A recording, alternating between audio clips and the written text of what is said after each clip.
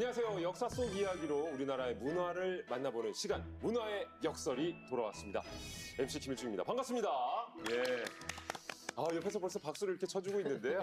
우리의 전통의 문화, 역사 속 이야기를 함께 만나보실 두 분 모셨습니다. 파비앙, 예결 두 분 어서 오세요. 안녕하세요. 안녕하세요. 네, 반갑습니다. 각자 본인 인사 좀 해주세요. 네, 안녕하세요. 한국사를 사랑하는 프랑스에서 온 파비앙입니다. 반갑습니다. 어서 오세요. 예. 네, 안녕하세요. 전통 문화를 사랑하는 서도소리꾼 예결입니다. 반갑습니다.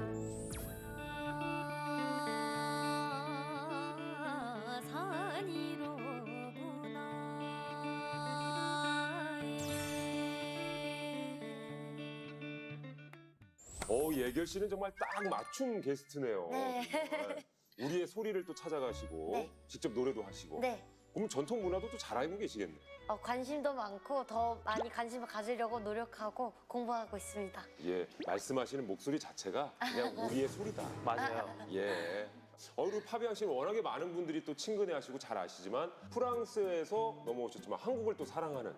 그렇죠. 예. 저는 한국 문화를 사랑해서 여기까지 한국에서 13년째 살고 있습니다. 찐 한국 사랑. 맞아요. 아니 한국이 어디가 그렇게 좋으세요? 글쎄요, 저는 처음에 이제 태권도를 통해서 한국 문화를 접하게 되었는데 이렇게 점점 하나씩 접했던 것 같아요. 한국 음악, 한국 음식, 그리고 이제 어느 정도 한국말을 알 줄 하니까 예. 역사까지 이제 너무 재밌더라고요, 저는. 오. 그래서 역사 덕후.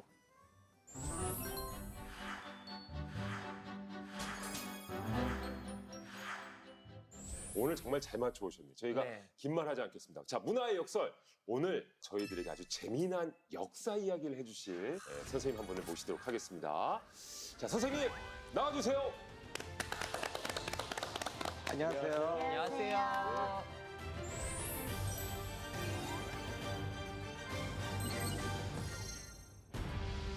안녕하세요. 한국역사고전연구소 소장, 한국사연구자 임용환입니다. 반갑습니다. 역사 학자시군요. 그야말로 오늘 어떤 이야기를 들려주실지 기대가 되는데요. 또 교수님에 대해서 많이 공부를 해왔습니다. 오. 제가 한번 설명을 드릴게요. 임용환 교수님은요, 각종 대학 강의는 물론이시고요, 칼럼 연재, 강연 방송 출연까지 몸이 10개라도 부족하신 분이십니다. 또 별명은 삼국지 아저씨이십니다. 삼국지 아저씨 네. 맞아요. 유명하세요. 네. 그리고 삼국지 아저씨. 삼국지 아저씨. 예, 또 그런 별명을 갖고 계신다니까 갑자기 또 급 친밀감이 느껴지네요. 요즘은 삼국지 할아버지라고 하는 사람들이 있어서 경검이라고. 경고. 아저씨까지는 괜찮으시고. 예. 삼국지 오빠는 안 돼요? 좀 쑥스러워서 오빠는 쑥스러워. 저기 할아버지라고 쓰면 댓글 삭제입니다. 야, 벌써부터 관리도 입담이 좋으신데 오늘 기대가 됩니다. 자, 오늘의 역설. 그럼 선생님 그 역사 중에서도 어떤 이야기를 좀 들려주실 건가요? 네, 오늘의 주인공은 정말 한국 분들이라면 모르는 사람이 없는데 어떻게 보면은 제대로 아는 분도 없는, 아는 것보다 모르는 분야가 더 많은 그런 분. 토은 정몽주입니다. 정몽주.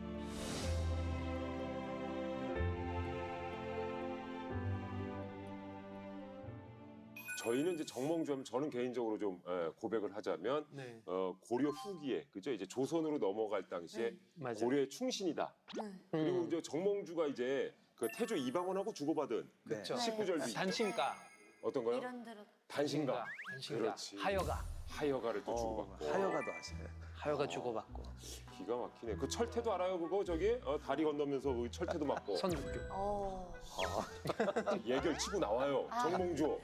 저 공부를 좀 해왔는데 네. 네, 전 선주교에 대해서 굉장히 궁금한 게 많았거든요. 민요 가사에도 선주교라는 단어도 나오고 그래요? 네, 그래서 이따가 또 여쭤보겠습니다. 네. 선생님 저희가 아는 건 진짜 여기까지입니다.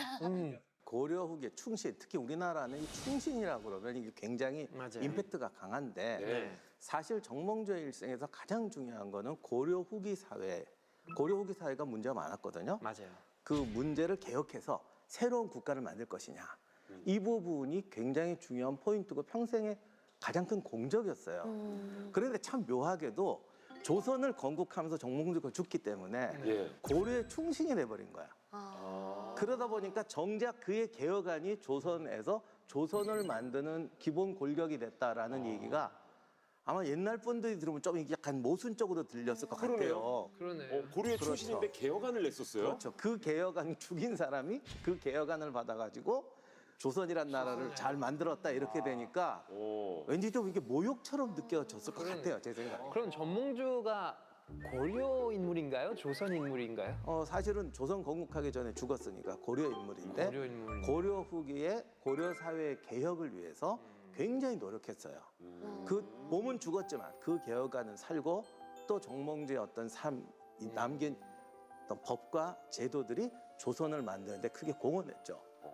그러다 보니까 조선시대 건국했던 사람들도 이걸 아는데 자기들이 죽여놓고는 그 사람 방법대로 쓴다 이게 좀 이상하니까 그러네. 그냥 충신으로 몰아간 것 같아요. 충신. 예우는 해주겠다. 아하. 하지만 이 얘기는 빼고 그냥 충신으로 가자. 이런 식으로 된 거죠. 아주 흥미로운 이야기입니다. 그럼 오늘 선생님께서 정몽주의 정말 탄생부터 이야기까지 다 들려주실 예정인가요? 네. 일단 정몽주는 뭐 사족 집안이긴 했지만 그렇게 정말 우리가 아는 그 중앙에 있는 명문 대가집은 아니었어요. 그리고 집도 이제 경상북도 영천에 있는 그런 시골 사족이었는데 예. 고려 말에 이렇게 지방에서 태어난 사람들이 출세하는 건 사실 어려웠습니다. 올라가긴 올라가는데 쉽지가 않아요. 여기서 승진하려면 훨씬 뭔가 특별한 능력을 보여야겠죠. 그래야겠죠. 그 보여야 하는 모든 것을 보입니다. 정몽주는. 예를 들면 예. 공부를 아주 잘한다거나 어. 일을 열심히 한다거나 사명감이 투철하다든가 뭐 여러 가지 특별한 조건이 있잖아요. 정몽주는 이 모든 걸 다 합니다. 자, 그럼 먼저 공부. 일단 고려 시대는 과거에 급제해야 되니까. 맞아. 그래서 이제 과거를 시험을 보는데 네. 전무후무한 기록을 세웁니다. 과거 시험이 3개의 장으로 구성돼 있어요. 한 장마다 3과목이 있어요. 과목이 다른데 이 모조리 수석을 해버립니다. 어이구. 이게 당신 최초의 기록이었고 대박. 고려시대 과거가 조선시대도 그랬지만 사실은 장원급제를 꼭 실력으로 주질 않아요. 그러면요? 그러니까 집안을 좀 봅니다. 아. 그래서 합격까지는 실력인데 장원은 서울의 명문 대갓집 사람한테 준다라는 게 암묵적인 룰로 많이 통용이 됐어요. 예. 그런데 이 시골 출신이 장원을 했다는 건 대단한 거죠. 근데 그 어려운 걸 어떻게 해낸 건가요? 그러게요. 지방 출신인데 왠지 공부하는데 더 어려웠을 것 같아요. 공부를 열심히 하긴 했을 텐데 네. 제 생각에는 노력도 열심히 했지만 당시에 이제 주자의 성리학이 들어오면서 이 약간 성리학도 바뀔 때예요. 그러니까 그런 부분에서 더 앞서갔던 것 같아요. 그 차이인 거죠. 그러니까 의뢰 합격은 다 했고 그 가운데서 야 누가 저 명문가 집안이니 해가지고 그 사람 뭐 수석을 준다든지 하는데 야 그냥 비슷한 수준의 실력이 아니라 월등하게 잘하니까 월등하게. 야 얘는 수석 안 주면 안 되겠다. 그러니까. 된 노력도 거죠. 엄청 하시고. 근데 사실 이렇게 말했는데 정몽주의 과거 답안지가 발견이 됐어요. 예. 근데 또 그거 보면 또 이렇지도 않아요. 그럼 어떻게 된 거예요? 아마 공부할 때부터 워낙 탁월한 노력을 했기 때문에 알았던 것 같아요. 그러니까 과거 답안지는 사실은 형식성이 있어요. 예. 그러니까 자기 생각 다 못 씁니다. 그런데 평소에 제가 말한 이런 이야기들을 공부하고 토론하고 워낙 노력하니까 다 알았던 거죠. 과거를 보기 전에 이미 유명하셨군요. 그러니까 고시원에서 이미 다 소문난 수재인 거죠. 이미 저 선수로 유명했구나. 그렇게 그럼 이제 급제를 했습니다. 수석을 해가지고 그 다음에는 또 술술 잘 풀렸나요? 그러니까 사실 사람이 좀 운도 따라야 돼요. 운도 중요하죠. 성공하려면 운도 따라야 되는데 이게 운이라고 표현하기는 좀 그런데 정몽주가 막 과거급제하고 할 때 홍건적에 난이 나서 막 개경이 초토화되고 그럽니다.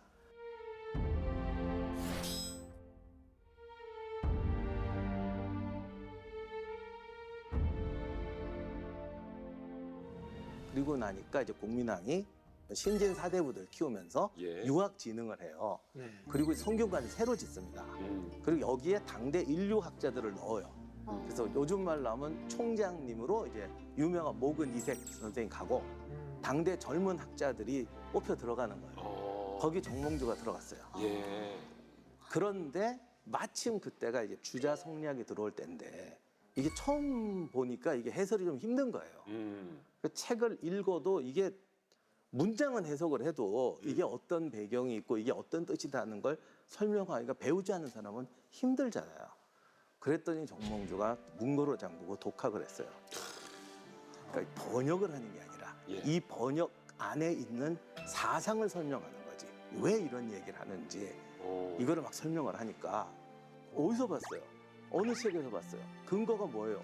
이런 질문들 많이 해요. 맞아요. 예. 그런데 정몽주도 아마 그렇게 얘기했겠죠. 이건 내 생각이야. 그러니까 또 사람들이 안 믿고 저거 요즘 말로 뇌피셜 아니냐 이런 소리를 들었대. 그런데 이제 나중에 원나라 때 호병문이라는 사람이 쓴 주자 해설서가 있는데 이게 조선시대까지도 주자 해설서의 그냥 교과서예요. 예. 이 책이 들어왔는데 그걸 읽어보니까 정몽주 해석하고 같더라. 아우. 이렇게 되면 이제 다들 이야. 졌습니다. 그 당시 지방 출신에 대한 차별이 정말 수백 년간 이어져 왔다고 알고 있는데 정말 엄청난 노력으로 학자로서 정상의 그 자리에 오른 거네요. 정상까지는 아직 못 가고 일선을 뚫은 거죠. 여기까지가 1라운드 뚫은 거예요. 예. 근데 어쨌든 아까 말씀하신 지금의 총장격인 그 이근 선생님이요? 이색. 이색. 네, 목은 이색. 목은 이색 선생님께서 어쨌든 정몽주를 또 이렇게 인정을 했기 때문에 또 불러드린 거 네, 아니겠습니까? 나중에 우리나라 성리학의 창시자다, 종주다라는 말까지 했습니다. 정말 극찬을 했죠.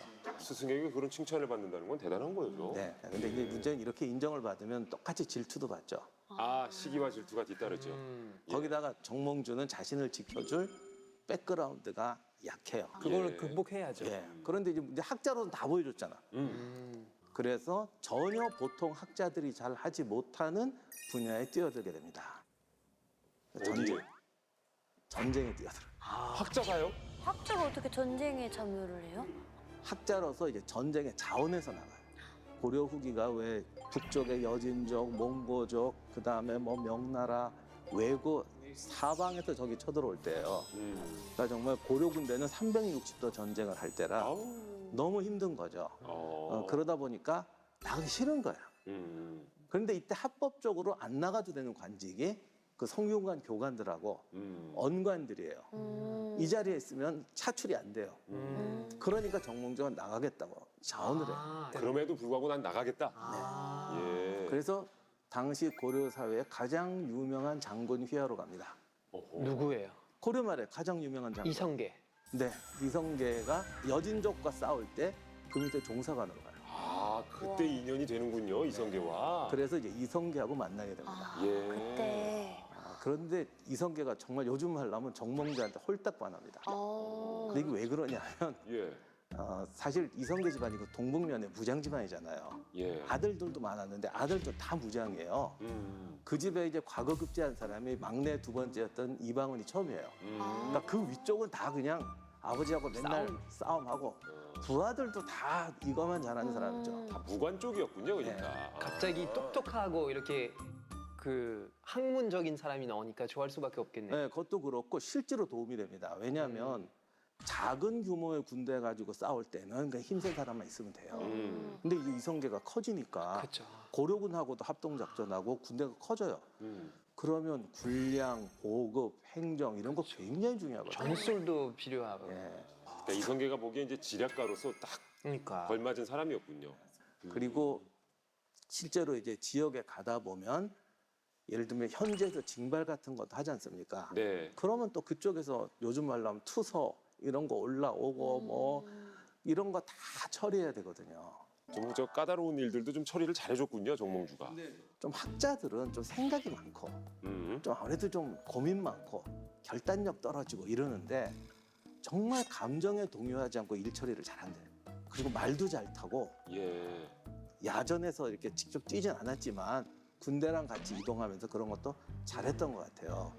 그 이성계가 굉장히 많이 믿었다고 신뢰가 굉장히 컸다고 들었는데 어느 정도였을까요? 2라운드 돌파하는데 이성계가 큰 힘이 됩니다. 그 다음부터 이제 전쟁 같이 데리고 다니고 전쟁터에 공적 세우는 것만큼 승진에 좋은 게 없어요. 그리고 누가 천거를 해줘야 되는데 이성계가 천거를 막 해줘요. 그래서 올라갑니다. 이성계 장군과 그러면 전쟁을 함께 했다고 그러는데 이야. 어떤 좀 대표적인 전투가 있나요? 정몽주가 직접 전투에 참여 싸웠다는 기록은 없지만 실제로 이성계가 싸웠던 가장 극렬한 전투에 같이 참전을 합니다. 어떤 전투예요? 가장 대표적인 게 이제 황산 전투죠. 환산 전투. 아마 고려 시대에 왜구하고 싸웠던 전투 중에서는 가장 치열했던 전투죠. 이게 어떻게 된 사건이냐면 역대급으로 대부대가 이제 출동을 해요. 왜구가. 그래서 진포 군산 근처 금강하구 쪽에 이제 정박을 했는데 네. 이때 그 화포 우리나라 최초로 이제 화포 예. 최무선에 이제 화약 무기로 무장한 수군이 가서 배를 태워버립니다. 예. 근데 사실은 그때 이제 병력은 별로 없었어요. 왜냐면 다 상륙해 버렸거든요. 그래서 배를 태우고 승리를 하니까 수비군을 이제 처치하고 배는 태우니까 상륙한 부대가 갈 곳이 없잖아요. 그러니까 얘들이 이제 전국을 이제 휩쓸고 다녀요. 그래서 얘들을 막으려고 고려 정규군이 출동을 했는데 뭐 완전히 패배하고 이렇게 됩니다. 이제 아마 일본에 연락은 한 모양이에요. 나중에 우리를 구하러 와라. 근데 올 때까지 버텨야 되잖아요. 그래서 지리산으로 들어갑니다. 그래서 지리산 운봉 근처에 이제 겨울을 날려고 잠복하고 있었는데 거기에 이제 이성계 부대가 출동을 하죠. 그래서 황산이라고 지금 거기에 그 이성계가 싸웠던 기념비가 있는데 예. 거기서 전투를 벌여요. 오. 그러니까 황산이 재미난 게 조그만 야산이에요, 진짜. 그러니까 그거를 그냥 저걸 포위하고 버티자 이렇게 할 수도 있는데 이성계는 그게 아니라 공격해서 잡겠다. 그래서 쳐들어가는데 진짜 치열한 백병전이 벌어집니다. 이성계도 죽을 뻔할 정도로. 오. 그때 유명한 이제 아기바투라고 이름은 몰라요. 젊은 왜구 중에서 제일 잘 싸우는 소년 장수였대요. 근데 아기라는 건 그냥 어린애, 소년이라는 뜻이고 바투는 몽고어로 이제 잘 싸우는 애를 바투라고 그래요. 한자로 아기발도인데 잘 싸우니까 이성계가 또 유명한 얘기가 있잖아요. 쟤 너무 마음에 드니까 사로잡자. 그랬더니 쟤를 사로잡으려다가 우리 장수 너무 많이 다친다. 잡아야 된다. 그런데 고려군은 옛날부터 이거 잘하잖아. 이성계도 이거 잘하고. 그러니까 그걸 아니까 완전 무장을 해가지고 활을 쏴도 뚫리질 않더라. 그랬더니 유명한 얘기죠. 퉁두란이 먼저 투구를 쏴요. 그래서 투구를 콱 쏴서 이렇게 되니까 뭐 입을 벌렸다. 그때 이제 이성계가 딱 쏴서 맞췄다. 이런 얘기가 있습니다. 근데 솔직히 저 어릴 땐 이거 안 믿었어요. 썰이. 안 믿었다고요? 이게 말이 되냐, 말 타고 이렇게 말이 되냐 그랬는데 예. 아주 먼 거리에서 쏘진 않았을 거 아니에요. 가까이 있었겠죠. 그리고 중종 때 어떤 기록이 있냐면 왜구 배를 이제 공격을 하는데 조선군이 탄 배는 낮고 작고 왜구 배가 컸대요. 근데 이게 또 활 잘 쏘는 걸 아니까 이제 올라오면 자기들은 백병전이 강하니까 올라오지 못하게 하느라고 어떤 장수가 완전 무장하고 방패 세우고 올라오면 죽인다 이러고 있더래요. 근데 조선군 입장에서 올라가기 쉽지 않은 거예요. 활로 쏴야겠는데 쏠 데가 없는 거죠. 근데 방패가 왜 끝이 이렇게 생겼잖아요. 예. 그러니까 투구를 쓰고 방패 요렇게 된 사이로 이렇게 쳐다보고 있었대요. 네.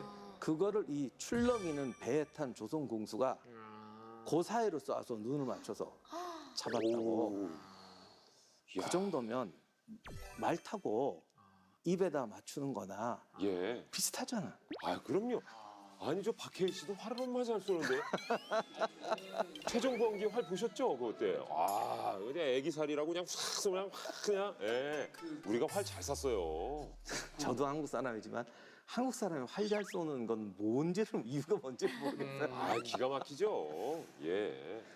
근데 하여간 원나라 때도 원래 활 잘 쏜다고 소문난 게 몽골족들인데 고려 궁수하고 몽골 궁수하고 붙으면 정말 최고끼리 붙어도 무승부라고 하니까 이기거나 비겼다 정도 수준. 그러니까 그리고 몽골군이 쳐들어왔을 때 고려 궁수들 실력을 보고 놀라서 깜짝 놀랐다라는 정도로. 근데 말씀 중에 죄송한데 정몽주는 황산 전투에서 어떤 활약을? 이제 그게 기록은 없는데 아, 예. 제가 말씀드리고 싶은 건 이성계가 직접 이 정도로 치열한 전투를 벌였던 현장에 정몽주도 같이 갔다는 거죠. 아, 그 사실이 중요한 거군요. 어쩌면 우리가 알고 있는 이 보고서를 정몽주가 썼을 수도 있어요.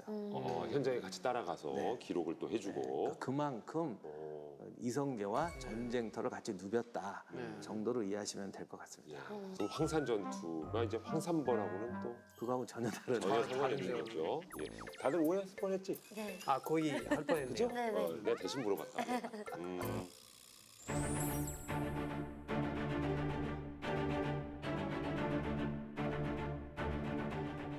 근데 보통 이렇게 역사를 보면 한 인물이 너무 모든 다방면으로 너무 잘하면 출세하고 이제 원망이 쌓이죠. 다른 사람들이 이제 아무래도 이 사람이 좀 위험하다. 그러면 죽이고 싶은 늘 그런 게 있거든요. 네. 처음에 대학에 있을 때는 상관없어요. 공부만 잘하고 학교에 있나 보다 그랬는데 이제 관료 생활을 하니까 아 이게 그냥 공부만 잘하는 인간이 아닌 거예요. 어떤 사건이 있었냐면 명나라에 사신으로 갔어요. 서해 바다 건너가다가 배가 난파를 해버립니다. 사신 책임자분은 돌아가시고 이야기 듣는 뭐 이렇게 나무 붙잡고 표류했다는 그 정도의 표류를 해요. 그래서 무인도에 이제 도착하는데 거기서 13일을 살다가 예. 지나가던 상선의 구조가 돼요. 진짜 대단한 일이죠. 그러네요. 그래서 당시 주원장이 이런 사건이 있었다고 그래서 특별히 만나서 이제 위로까지 하고 돌아온 사건이 있었습니다. 그런데 정몽주가 얼마나 대단하냐면 보통 이런 일 겪으면 물에 못 들어가잖아요. 네. 트라우마가 생길 수 있죠. 네. 그렇죠. 그런데 일본의 사신으로 또 가요. 배 타고. 와. 독하신 분이네요. 멘탈이 강하시네. 이걸 보니까 주변 사람들이 박수를 치는 사람도 있었겠지만 야 이거 가만두면 안 되겠구나 라는 생각을 하게 되는 보통 거죠. 사람 아니다. 네. 보통 사람 아니다. 그러니까 위험해질 수도 있겠다. 그렇죠. 그러니까 위에 있는 사람들은 항상 그런 걸 보니까. 저 경계하니까. 그래서 이제 잡을 기회가 와버려요. 어허. 당시에 중국이 원명교책이라고 명나라가 원나라를 쫓아내고 이제 명나라가 세워질 때인데 원나라하고 고려가 특별한 관계였잖아요.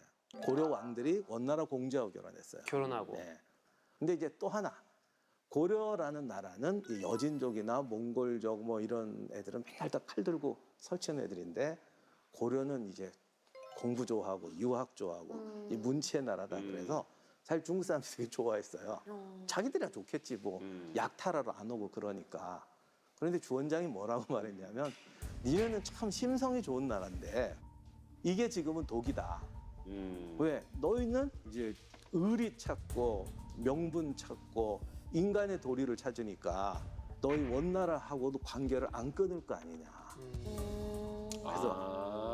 그래서 계속 이제 고려를 의심하고 뭐 이렇게 하자고 해도 안 하고 뭐 사신들 가면 트집 잡아서 죽이고 사신이 10번 갔다가 4번 갇혀요. 어유. 그래서 한국에 못 돌아오고 죽은 분도 있어요. 명나라로 사신 보낸다고 그러면 또 싫어했겠네요, 그러면. 바로 그거예요. 예. 명나라로 보내서 죽이자. 아, 그런데 명나라의 사신을 안 보내면 큰일 날 사건이 있었어요. 황제 생일 무조건 참여해야죠. 가야죠. 근데 잘못하면 가서 생일날 가면은 설마 죽이겠어요? 잔치인데, 예. 잔칫날인데. 수고했다고 더 키워줄 수도 있잖아요. 예. 그래서 작전을 짭니다. 어떻게 해요? 늦게 가게 하는 거죠. 아. 야. 생일 지났는데 왜 이제 와서? 네, 이거 큰일 날 칠래예요. 그러니까 명나라에서 꼬투리를 잡을 수 있는 빌미를 주는군요.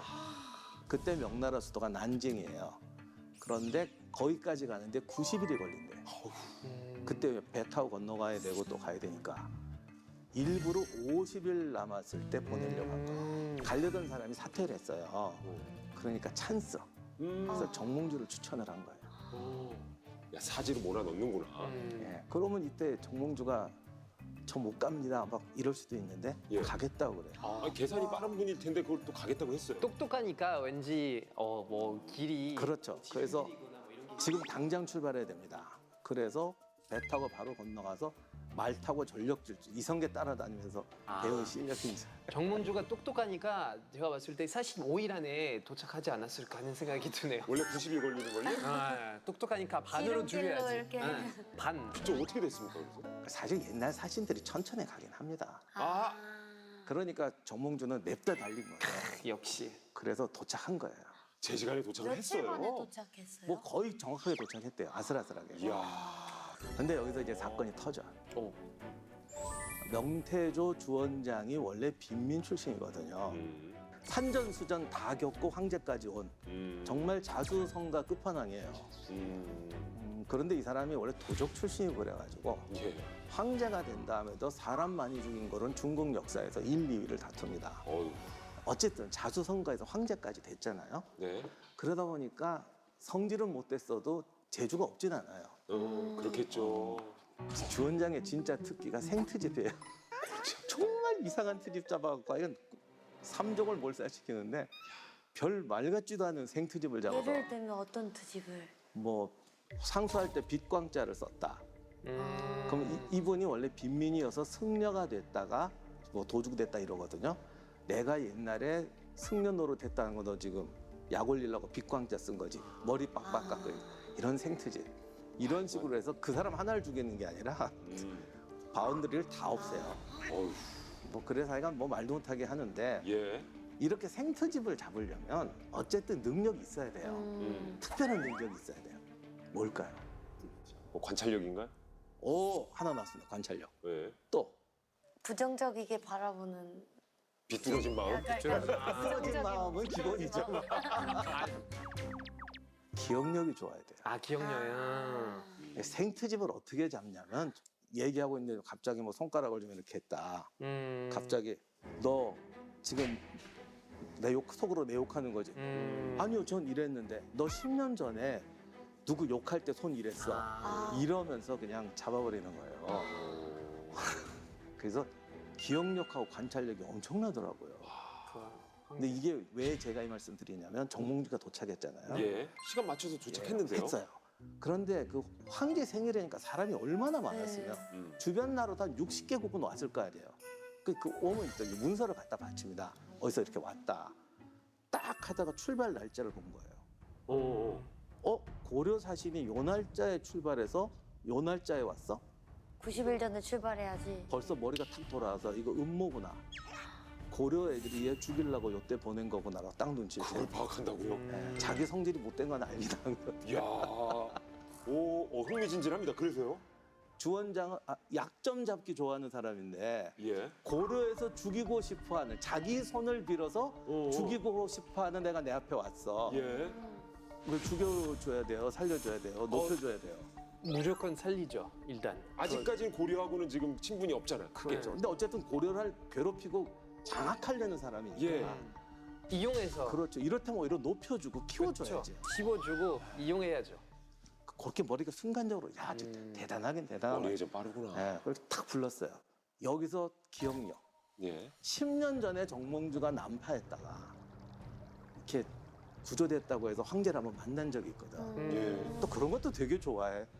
너 이렇게 죽었다 살았다며 뭐 이러면서. 그 얼굴을 기억한 거예요. 호호. 너 전에 물에 빠졌던 애 아니냐 이런 식으로. 예.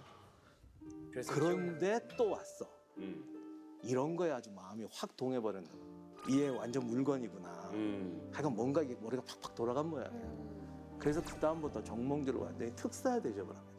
완전 반대의 지금 예. 그게 소원이 뭐냐? 그러니까 그동안 고려가 맨 가서 이제 요구하던 게 뭐냐면 이제 곡물 낮춰달라. 그리고 잡아가던 사람 사신들 석방해달라. 풀어달라. 네, 다 해줘, 다 해줘. 그러니까 모든 수건 과제를 다 해결하고 돌아가요. 아 정말 드라마 같은 이야기네요. 그러니까요. 오. 이렇게 되니까 정몽주의 입지가 완전히 올라가는 거예요. 그 전에 일본으로 사신 갈 때도 예. 큐슈가 원래 또 외구의 소굴이거든요.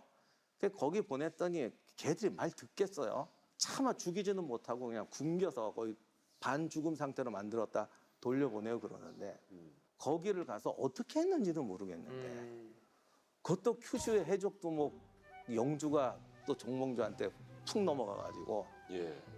잡혀간 사람도 막 석방해주고 근데 자세한 기록이 없어서 이게 결과만 있어요. 그런데 어떤 일이 정확히 있었는지 모르지만 주변 사람들도 다 감동을 받아가지고 나중에 정몽주가 죽은 다음에 일본 사람들이 그냥 개인적으로 정몽주를 위해서 추모 제사를 지내주고 그랬다고 그래요. 그러니까 이게 사람을 끌어들이는 매력도 있으셨나 봐요. 예. 그럼 정몽주를 질투하던 사람들의 반응은 또 어땠어요? 그러니까 죽으라고 보냈는데 그러니까요. 이렇게 저기 공을 쌓고 오고 이 사람들 반응이 또 만만치는 않았을 것 같은데. 이미 무덤 파는데. 예. 근데 여기 이제 마지막으로 눌러요. 성공을 해서 권력이 왔을 때 누르는 것이 아니라 그 권력을 이용해서 너희와 나는 완전히 수준이 다르다는 걸 보여줘야 돼요. 그래서 그렇게 했던 게 바로 외국 포로를 데리고 돌아왔잖아요. 근데 솔직히 다 줬겠어요? 일부만 보냈지. 네. 왜냐하면 이 사람들이 포로로 잡아가면 노예로 팝니다. 그래서 채무 관계가 걸려버려요. 아, 그러니까 저 사람들을 석방시키려면 산 사람들한테 보상을 해줘야 돼요. 근데 정몽주가 포로를 많이 찾아오긴 했지만 갔더니 거기 잡혀있던 이제 고려 사람들을 많이 본 거예요. 돌아와서 어떻게 했을까요? 다 죽었다 얘기했겠죠. 다 죽었다 그런다고요? 아직 살아있는. 그랬으면 악당이지. 아니 뭐 워낙 똑똑하니까. 그 사람들을 석방을 시키기 위해서 모금 운동을 합니다. 아. 저들이 외구에게 잡혀간 것은 우리나라를 통치하는 관료들이 제 역할을 못했기 때문이다. 예. 이건 나라의 죄고 우리의 죄다. 네. 그래서 모금 운동을 합니다. 음. 아, 서명 운동도 아니고 모금 운동을 했다고요? 예. 오. 그러니까 사실 뭐 우리가 이거 옛날 뭐 양반 관료들 비난도 많이 하지만 어쨌든 같은 나라 사람인데 그렇게 다 악질이었겠어요. 그러니까 자기들도 돈을 내서 계속 모금 운동을 해요. 그러면 어느 정도 모였나요? 네, 그 모이면 이제 또 누가 가서 이제 사가지고 오고 아. 이런 식으로 합니다. 그러니까 일본 사람들이 감동받은 게 그런 것에도 감동받은 것 같아요. 그러네요. 그런데 이게 쉬운 게 아니에요. 왜냐하면 이 우리나라만 그런 건 아니에요. 옛날에는 항복했다는 자체가 범죄예요. 예. 사형에 해당하는 범죄예요. 군인이 아니라 백성도 마찬가지예요. 참 여러모로 정말 대단하네요. 네, 그래서 예. 정몽주의 이 모금 운동은 정말 우리나라 역사에서도 참 감동적인 이야기입니다. 그러네. 원래는 그냥 포로로 잡혀갔어도 신경 쓰지 않았던 거였는데, 야, 그래도 고려인들을 위해서 모금 활동까지 했다는 건 네. 대단한 일이네요. 드라마 같네요. 진짜. 이렇게 되니까 정말 사악한 사람 아니라면 능력, 음. 심성, 굴복하지 않을 수가 없잖아요. 그렇겠네요. 예, 예. 그래서 나중에 보면 정몽주는 관료들 사이에서 정말 큰 인심을 얻었던 것 같아요. 아, 저 사람은 진짜 능력자고 진짜. 훌륭한 사람이다. 이런 사람이 지금 우리 시대에 있다면 얼마나 살기 좋을까라는 생각이 드네요. 아니야, 요즘 시대에 더 시기 질투가 심했을 거예요. 아, 그렇죠. 왜 그런 인물이 또 있었다면 또 그렇지 않겠습니까? 예, 그래서 사실은 이성계가 정몽주가 승진하는데 굉장히 중요한 역할을 합니다. 여러 번 이렇게 청거도 해주다가 나중에 이제 위화되고 나면서 네. 이성계가 정권을 잡잖아요. 예. 이렇게 되니까 정몽주가 말 그대로 재상급으로 올라가게 돼요. 아, 이제 쭉쭉 올라가는군요. 네, 진짜. 그래서 이제 그야말로 이성계 밑에 있는 거의 10명 안에 5명 안에 들어가는 이런 실력가가 된 거죠. 근데 정몽주랑 정도전이랑 이제 방법론에서 부딪히잖아요, 둘 다.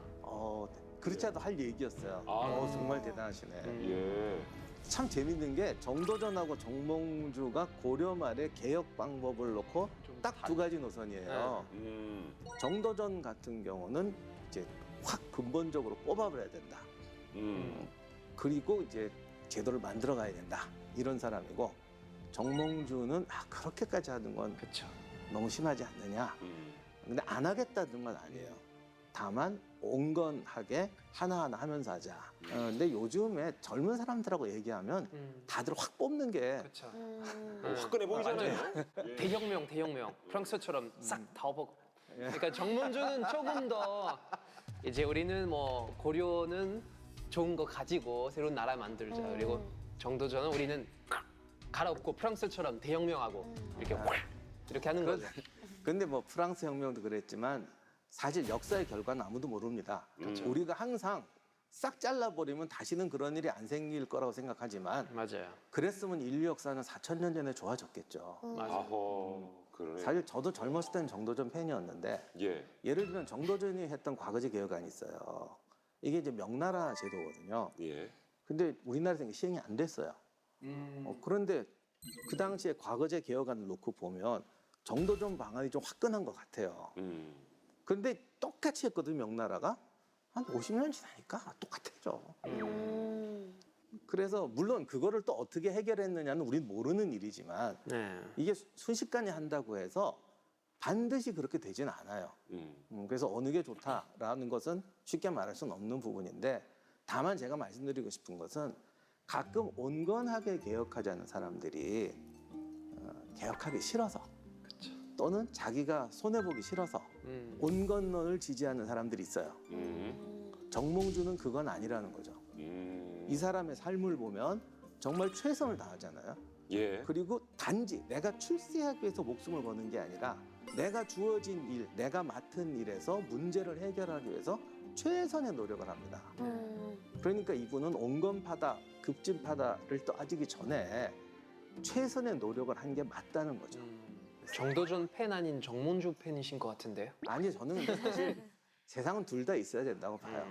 그리고 정도전도 불행하게 죽었기 때문에 맞아요. 자기 구상이 어떻게 되는지 못 봤어요. 그러니까 우리가 뭐 이루어지지 않은 일을 가지고 그쵸.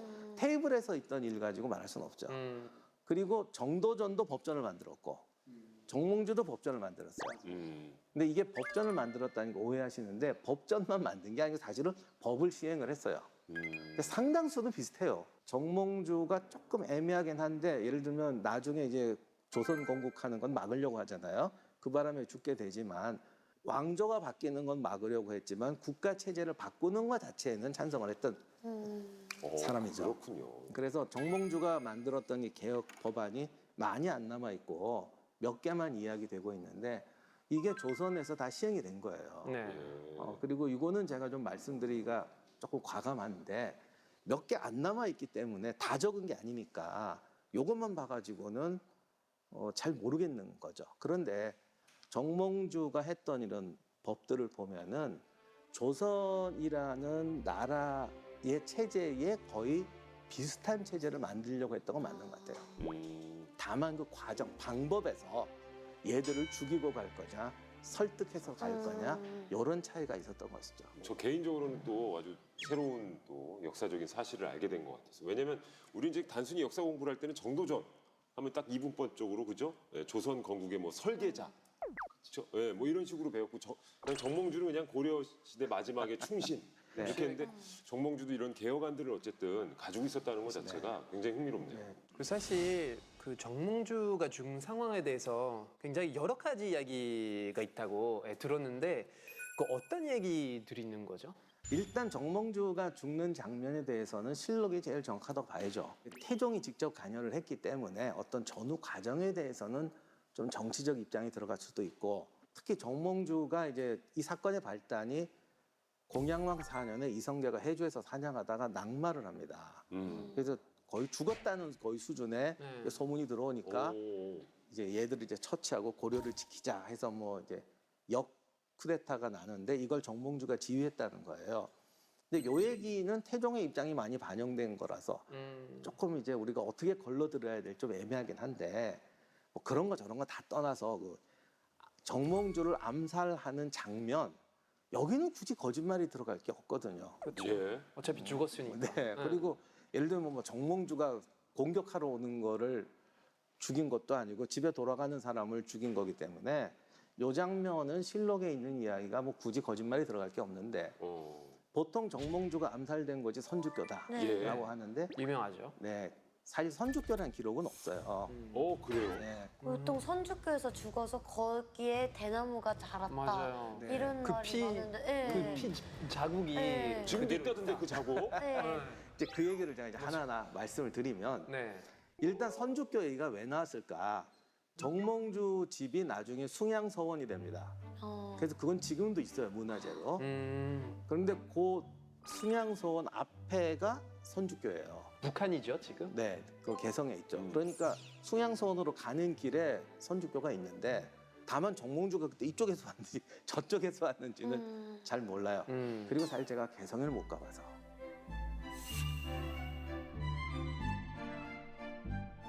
그러니까 이게 역사적인 기록으로 선주교에서라는 표현은 없는 거군요. 네, 하지만 그냥 바로 그 정몽준의 집 앞에 선주교가 있으니까. 그러다 보니까 사람들이 일단 선주교를 좀 주목했던 것 같고 예. 실록 기록을 보면 정몽주가 말을 타고 이렇게 가는데 갑자기 조용규가 앞에서 나타나서 죽여. 쳤어요. 근데 정몽주가 말을 잘 탔다고 그랬잖아요. 말을 탄 채로 피해요. 피해요. 그리고는 말을 돌려서 도망쳤다고 돼 있어요. 돌아서 뛰니까 스피드가 안 났겠죠. 그랬더니 일격에 실패했던 조용규가 어떻게 가서 말 머리를 쳐서 말을 그렇죠. 넘어뜨립니다. 그러니까 정몽주가 뛰어서 도망가요. 도망가는데 이제 나이가 드시니까 스피드가 안 났겠죠. 아. 그래서 자객들이 쫓아가서 뒤에서 쳐서 죽입니다. 아, 예. 그런데 이 장면이 선조교에서 일어났다고 생각하면 조금 힘들죠. 말 넘어지고 그래서 물에 빠졌겠지. 이 좁은 공간. 네, 좁은 곳에서 말을 돌리기도 힘들고. 그러니까 거긴 일단 아니고 도망가다가 쓰러진 데가 선조교일지는 모르겠는데 일단 실록에는 그 기록이 없습니다. 거기에. 자, 그다음에 이렇게 되니까 어떤 정몽주 암살 지점이 전국적인 관심사가 됐는데 그 뒤로 네. 처음에 전설은 뭐냐면 선주교 근처에서 무슨 붉은 대나무가 자랐다고 돼 있어요. 네. 그러다 그게 어느 날 점점 가더니 선주교의 핏자국으로 바뀌었어요. 예. 그러니까 이게 조선시대 기록이 이미 나오는데 네. 뭔가 이게 허허벌판에서 돌아가셨다 그러면 표석이 안 나오니까 아. 사람들이 선주교에 주목했던 것 같고 음. 뭔가 증거를 만들어야 되니까 대나무로 갔다가 어느 날 이제 얼룩으로 바뀐 거죠. 아직까지 피가 남아있다는 것 자체가. 예. 근데 결국 정몽주는 이성계의 반대편에 쓴 거잖아요. 근데 이성계는 계속 살리려고 했었잖아요. 근데 배신한 거랑 마찬가지라고 생각을 했을 텐데. 오, 네. 오 그게- 그러네. 예리한 질문. 예리하네요. 내가 믿고 아끼는 네. 충신인데 지금. 그래서 그게 좀 애매한 거예요. 오. 기록에 보면은 정몽주가 완전히 이제 역쿠데타를 하려고 맞아요. 저기 태조 가족들도 잡으려고 했고 태조의 총신이던 정몽주, 조준 다 잡아서 귀양 보내고 죽이려고 했다. 뭐 이런 얘기까지 나오는데 이게 아니라고 하기도 그렇고 근데 조금 과장은 된 것 같아요. 왜냐하면 정몽주가 암살 음모가 있다는 말을 듣고 이성계를 병문안 가거든요. 그러면 그러면 듣고도요. 네, 그 말이 좀 이상하잖아. 좀 전에 죽이려고 했고 역쿠데타를 했던 사람이 병문안 가는 것도 좀 이상하고 그래서 이거는 조금 내용에 좀 과장이 있지 않나 싶습니다. 아무튼 여러 가지가 좀 앞뒤가 안 맞는 부분도 네. 있고. 예. 이성계는 정몽주를 아꼈고 그리고 본인은 정몽주, 정도전을 다 데리고 조선을 건국해서 재상으로 쓰려고 했던 것 같아요. 왜냐하면 이미 그런 끝까지. 역할들을 하고 있었고. 예. 그럼 이제 나중에 조선이 세워지고 이 정문주가 이제 돌아가셨잖아요. 명예 회복하기 위해서 약간 여러 가지 정책들이 추진이 됐다고 들었어요. 그러니까 이게 참 애매한 게 태종이 왕자의 난 일으키면서 정도전과 같은 거 이성계 밑에 있던 급진 개혁파를 죽여요. 다 죽이죠. 예. 그리고 자기 세력을 누구를 끌어들이냐면은 그 사람들한테 억압받았던 고려의 약간 온건파들, 네. 특히 이색계열 제자들이라든가 이런 사람들을 대거 자기 휘하로 끌어들입니다. 정치 잘하잖아요. 예. 근데 중요한 게 바로 그게 정몽주 그룹이란 말이에요. 네네. 그러니까 이게 역시 정치는 하루가 다른 것 같아요. 음. 그래서 이렇게 되니까 그 사람들이 정몽주도 복권해 줘라라고 얘기를 하는 거죠. 근데 태종 입장에서는 자기가 죽였는데 어떻게 이건 좀 따로 처리하고 싶었던 것 같아요. 그러나 정치의 천재잖아요. 왜냐하면 그 이색 계열 정몽주 그룹들을 자기가 자기 친위 세력으로 넣으려면은 정몽주를 죽인 것도 내가 잘못했다고는 하지 않아도 충신으로 올려줘야지. 그래서 이제 바로 이제 충신으로 올려주고 뭐 거의 최고 관직을 추정을 하죠. 그렇게 돼서 정몽주가 고려의 충신으로 영원히 남게 되는 거예요. 어쨌든 과거 이 역사에 대한 판단은 우리의 몫인 것 같고 어떤 시각으로 보느냐에 따라 달라질 수는 있지만 오늘 선생님 덕분에 진짜 정몽주에 대한 좀 단편적이었던 우리들의 좀 역사 지식이 크게 확대된 느낌입니다. 예. 그리고 아까 우리 예건 씨가 말씀해 주셨듯이 그 정말 현대 시대에 정몽주 같은 인물이 있었다면 또 이게 어떤 네. 식으로의 활약을 펼쳤을까도 네. 또 잠깐 상상해 보면 또 흥미롭네요. 근데 뭐 현대뿐이 아니라 뭐 과거부터 지금까지 그리고 뭐 인류 역사가 계속되는 동안 정몽주 같은 관료는 뭐 조금 더 급진적이든 아니든 간에 뭐 관료뿐 아니라 모든 조직에서 이런 사람은 보물 같은 사람이죠. 예. 근데 정말 이방원하고 실제로 뭐 단심가 이렇게 또 주거니 받거나 하여가 뭐 이런 식으로 예 주거니 받거나 한 건 사실인 거죠? 그 얘기는 저도 확신을 못 하겠어요. 그래요? 현석에 없으셨어요? 현장에 없었죠. 이 중에 누가 현장에 있었겠습니까마는 단심가가 그럼 정몽주 작품이 아니시죠? 그건 맞죠. 그건 맞는데. 맞는데 이제 정말 그렇게 했는지는 뭐 이렇게 시에 나오는 얘기니까. 아, 근데 그래요? 뭐 시 보면 맞는 것 같기도 하고. 예. 단심가 너 좀 가물가물한데. 영수산 드렁치기 그건 하여가죠. 그게 하여간가요? 예. 그럼 단심가가 어떻게 되는 거죠? 예. 이런들 이런들 어떤 그게 하여가. 그게 아, 지금 다들 헷갈린다니까. 이 몸이 이 몸이 죽고 이 몸이 죽고. 100% 네, 고쳐주고 그래. 그렇지. 우리가 첫 소절이 나와야 술술 풀려. 맞아. 예. 아무튼 정몽주의 단심가는 우리나라에서 가장 오랫동안 애창된 시고 애창이라고 하면 안 되지. 감동을 줬던 시죠. 맞아요. 맞습니다. 지금 제 머릿속에도 떠오르는데 예교 씨가 한번 아. 오랜만에 단심가 한번 읊어주시겠어요? 네, 제가 단신분가 한번 읽어보겠습니다. 예. 이 몸이 죽어 100번 고쳐 죽어 백골이 진토되어 넋이라도 있고 없고 님향 일편 단심이야 가주리 이시라. 예. 옛날 말이네요. 그러니까요. 오, 제가 외웠던 때랑 또 달라졌네요. 우리말도 50년만 지나면 못 알아들어요. 그렇죠. 하지만 뭐랄까 그 정말 그 진심이 좀 느껴지는 그 느낌이에요. 제 생각에 제가 삼국지 하다가 느낀 건데 예. 이런 건 그냥 사실이라고 믿고 아름답게 간직하는 게 정신 건강에 좋습니다. 그렇게 말씀하시니까 오히려 더 찝찝한데요. 그러니까요. 네? 어쨌든 단심가는 정몽주가 쓴 건 맞다. 네. 예, 근데 맞고. 서로 이렇게 막 주거니 받거니 한 것까지는 잘 모르겠다. 뭐 제가 아니라고 하긴 그런데 예.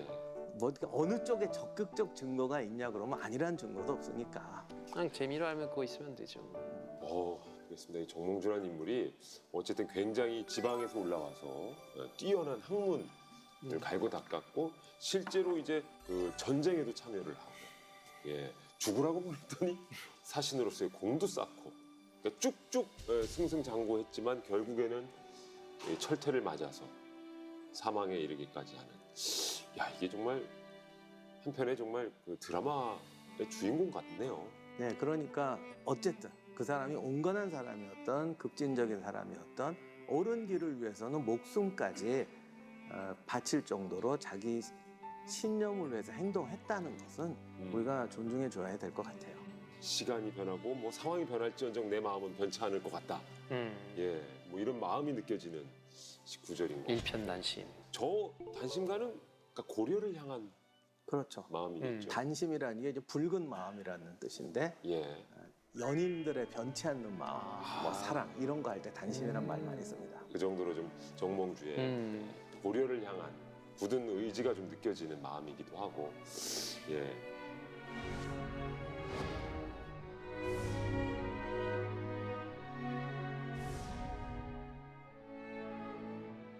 자, 선생님 오늘 정말 선생님 덕분에 정몽주라는 그 역사적인 인물에 대해서 저희가 굉장히 또 흥미롭기도 하고 네. 또 시야도 좀 확대된 느낌이 드는데 우리 문화의 역설에서 또 역사 속의 위인들 가운데 정몽주를 선택하신 이유가 있으셨을까요?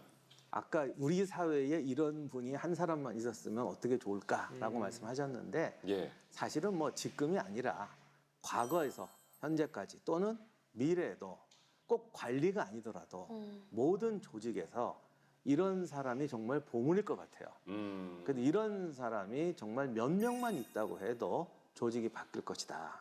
우리가 교육을 받고 역사를 배우는 것은 뭔가 좀 더 나은 사람, 훌륭한 사람이 되고자 하는 것인데 우리가 이런 이야기를 듣고 정몽주와 같이 사는 삶에 대한 가치를 느끼고 나도 저렇게 살아야겠다는 용기, 정말 용기가 필요하잖아요.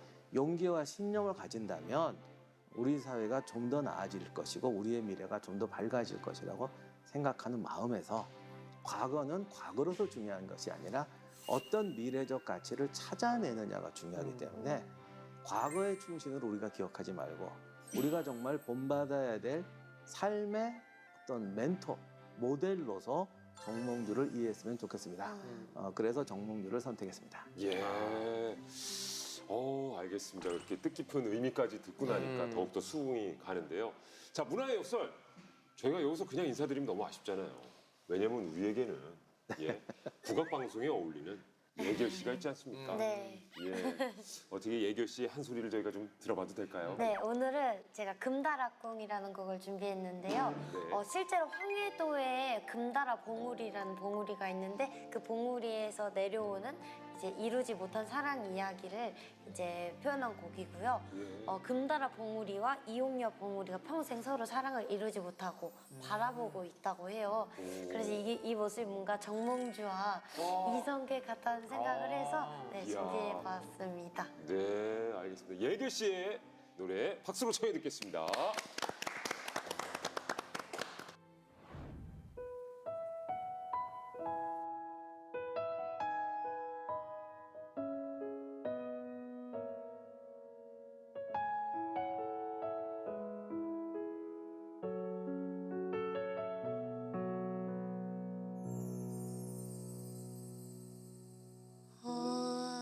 스름 위에 핀 달빛이 더 커지면 반딧불이 비추는 길 따라 그래 한달음에 가요 목소리 간신히 닿지 않는 금잔디 길에 난 바로 그 자리로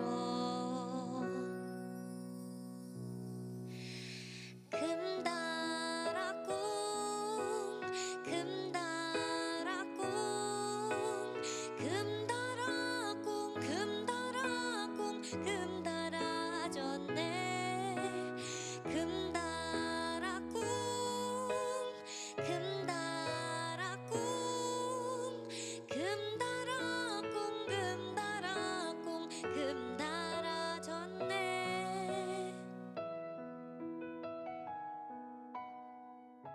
네, 금다라꿍이었습니다. 야, 선생님 이 노래 어떻게 들으셨어요? 저는 노래 잘하는 분은 무조건 존경하는데 예. 이거를 선주교 앞에서 딱 밤에 들었으면 딱 좋겠다. 이 노래를 특별히 또 선곡한 이유가 그렇죠? 정몽주와 이성계의 네. 모습이 또 그려진다. 네. 이렇게 설명을 해주셔서 그런지 또 선주교를 떠올리셨군요. 빨리 그런 날이 오기를 바랍니다. 맞습니다. 오늘 정말 문화의 역설에서 우리 선생님 덕분에 아주 재미난 우리가 정몽주 인물에 대한 이야기까지 들어봤습니다. 마지막으로 또 함께 해주신 소감이 있으시다면요? 처음 뵙는 분도 있고 또 파비안 씨도 같이 만나서 반가웠고 또 사실 제가 아는 것보다 질문하고 이런 데서 좀 분위기도 좋고 저도 또 많은 영감을 얻었던 것 같아요. 예. 여러 가지로 도와주셔서 감사드립니다. 감사합니다. 예, 오늘 나와주셔서 정말 감사드리겠습니다. 감사합니다. 자, 문화의 역설 광팬 우리 두 분 네. 오늘 어떠셨어요? 파비안 씨는 워낙에 또 역사도 네. 좋아하시고 있으니까. 저는 역사에 워낙 관심이 많아서 오늘 역시 재밌게 들었는데 사실 고려말, 뭐 조선 초라면 보통 뭐 이성계 혹은 뭐 정도전에 약간 집중돼 있었는데 오늘 정몽주에 대해서 조금 더 배우고 이제 조금 더 알아가고 싶은 그런 시간이 되었던 것 같아요. 야, 이거 바로 본인 채널에서 한번 또 수업하시겠는데요? 그럼요. 이제 정몽주 오늘 배운 내용으로 바탕으로 예. 잘 정리해 보겠습니다. 알겠습니다. 예길 씨는? 저는 정몽주라는 역사적 인물에 대해서 막연히 어렵다고만 생각을 하고 있었는데 오늘 선생님 말씀 들으면서 정말 재밌고 되게 흥미로웠고요. 또 제가 서도민요 전공이다 보니까 네. 이제 선주교에 관련된 것도 그렇고 이제 이런 이야기 바탕으로 또 새로운 민요를 또 만들고 싶다는 생각이 들었습니다. 아, 그렇군요. 선주교가 실제로 등장은 하진 않는데요. 가사말에까지 네. 나온다는데 네. 예, 그 얘기도 굉장히 흥미롭게 잘 들어봤습니다. 자, 오늘 저희가 준비한 문화의 역설은 여기까지입니다. 저희는 다음 이 시간에 더욱더 재미난 썰을 들고 다시 찾아오도록 하겠습니다. 시청해주신 여러분 고맙습니다. 감사합니다.